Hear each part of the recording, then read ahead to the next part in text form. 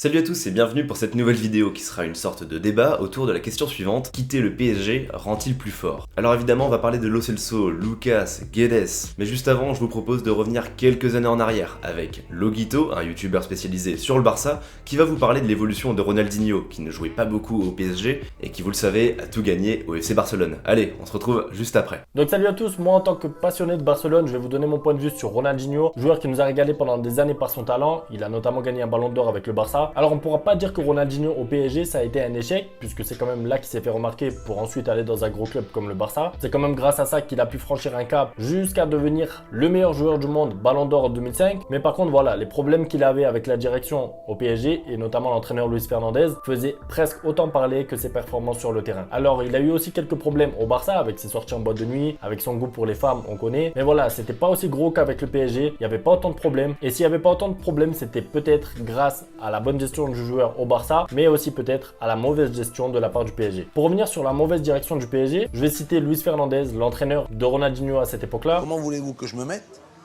à ne pas faire jouer mon meilleur joueur? Mais si physiquement et psychologiquement, le garçon n'est pas dans les meilleures des conditions et qu'il pense à autre chose, qu'est-ce que vous voulez que je fasse? Restez bien pour la suite, Bada va vous parler de cas similaires avec par exemple Lucas, Lo Celso, bref. Alors, faut-il vraiment quitter le PSG pour enfin percer? Pour moi, je trouve que cette phrase, elle est devenue grave à la mode. Mais il faut bien garder en tête que le PSG a toujours su recruter des grands joueurs, pas que depuis le Qatar, et qui ont eu de véritables expériences au sein du club. Alors ok, il y a eu Ronny, c'est un exemple vraiment flagrant, et plus récemment on peut parler de Guedes, Lo Celso, Lucas, ou encore Unai Emery qui sort d'une très belle saison à Arsenal, on a Coman aussi qui a percé au Bayern, mais tous ces éléments sont des cas parmi tant d'autres, propres à chaque club et à un contexte précis. Prenez par exemple Alexis Sanchez, très prometteur à l'Udinese, il confirme au Barça mais reste en retrait par rapport à ses coéquipiers offensifs, son transfert à Arsenal et ensuite une libération, mais la suite vous la connaissez, énorme flop à Manchester United, ce qui prouve encore une fois que l'évolution d'un joueur est vraiment propre à chaque milieu, chaque club. Bref, vous le savez, le football est un sport imprévisible, et heureusement. Mais la notion de l'argent, elle, prenant de plus en plus d'ampleur,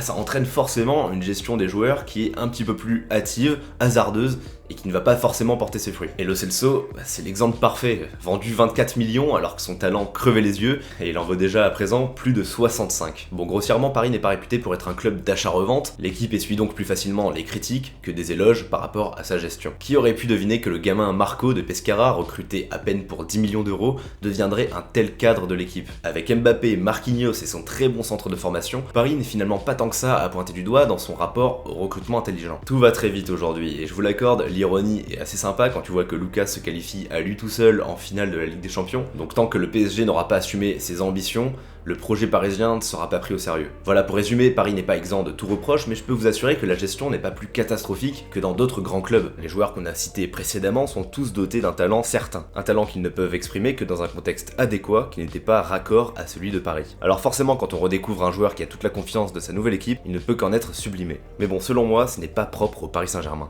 Dites-vous que Mourinho, à Chelsea, a quand même écarté De Bruyne et Salah par exemple, deux top joueurs qui valent à présent à eux deux dans les 300 millions. Pour revenir à Lucas, dans son cas précis, c'est la densité du groupe parisien de l'époque qui a eu raison de lui, alors qu'il aurait été comme un poisson dans l'eau cette saison. Coman, lui, était jeune et ambitieux et désireux de temps de jeu, il est donc parti rapidement à la Juventus. Et pour Lo Celso et Guedes, c'est malheureusement la pression financière du LFP qui a poussé les dirigeants à les vendre. Bon, il n'y a plus qu'à espérer que le retour de Leonardo soit vraiment prolifique pour le club, mais d'ici là, n'hésitez pas à vous abonner à la chaîne, ainsi qu'à mon Instagram, tous les liens sont dans la description. N'oubliez pas de remercier Loguito pour son passage, et je vous rappelle que j'ai participé à sa dernière vidéo. Voilà, c'est tout pour moi, j'espère vraiment que ça vous aura plu, on se retrouve très bientôt, et ciao tout le monde.